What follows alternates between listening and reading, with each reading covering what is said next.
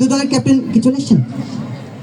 আচ্ছা, এ পর্যায়ে পরাজিত টিম অদিতির দলীয় কাপ্তান রবি ভাইকে দেখে নিচ্ছি। আজকে দুর্দান্ত খেলেছেন এবং খেলার পর থেকে কিন্তু হার জিত থাকবেই, সেই জায়গা থেকে আপনার অনুভূতি জানতে চাই এবং এই টুর্নামেন্ট নিয়ে আপনার মন্তব্য জানতে চাই। আসসালামু আলাইকুম সবাইকে। আমি প্রথমে আন্তরিকভাবে ধন্যবাদ জানাচ্ছি জাগৃতি ক্লাবকে আমাদের আমাদের খেলার জন্য এত সুন্দর একটা টুর্নামেন্ট আয়োজন করার জন্য। আমাদের অতিথি ক্লাবের পক্ষ থেকে সবাইকে জানাচ্ছি অনেক অনেক ধন্যবাদ।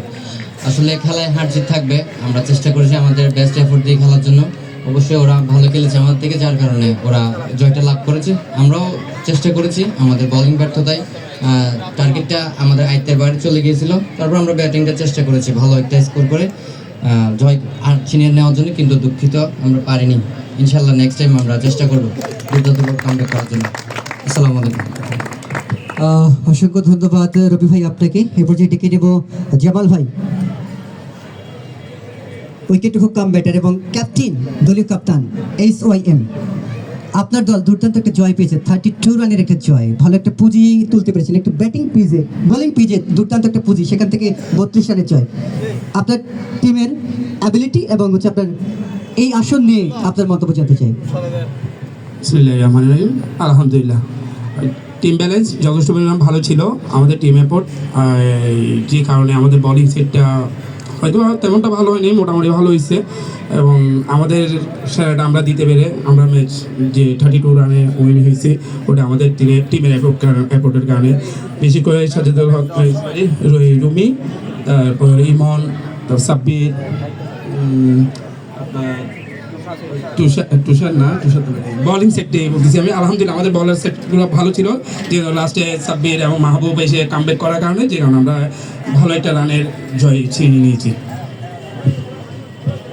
অসংখ্য ধন্যবাদ জামাল ভাই আপনাকে। এ পর্যায়ে কিছু বলবার জন্য সবিনয় নিবেদন করব আজকের এই প্রোগ্রামের অনারেবল চিফ গেস্ট জনাব মোহাম্মদ সারদি চৌধুরী, আজীবন সদস্য জাগৃতি এবং সাবেক সভাপতি জাগৃতি পরিবার।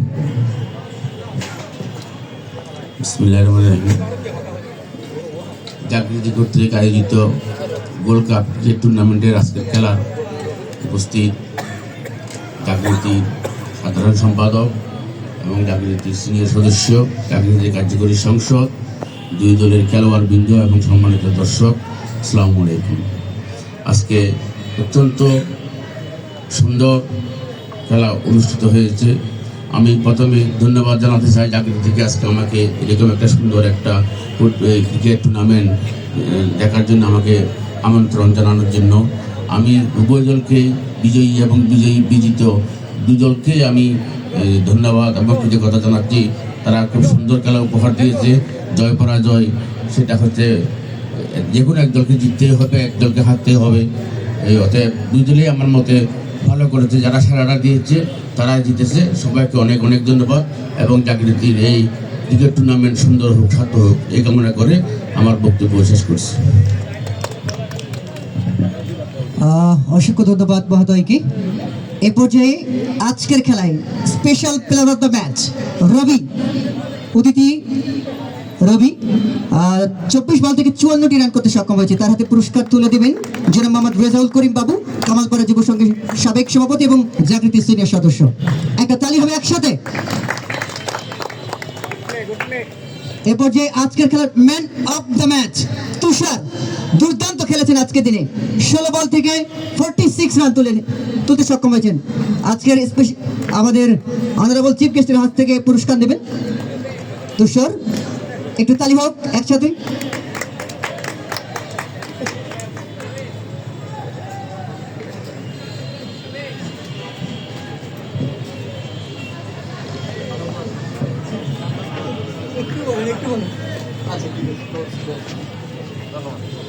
সকলকে অসংখ্য ধন্যবাদ। দর্শক, এরই ফাঁকে আপনাদেরকে থাকতে আগামী দিনের আগাম বার্তা জানিয়ে রাখবো। আগামীকাল এই ময়দানে সকাল 11টায় যে দল দুটো পরস্পর মোকাবেলা করবে, happy sporting club versus Nazirhat Surya Tarun সংঘ।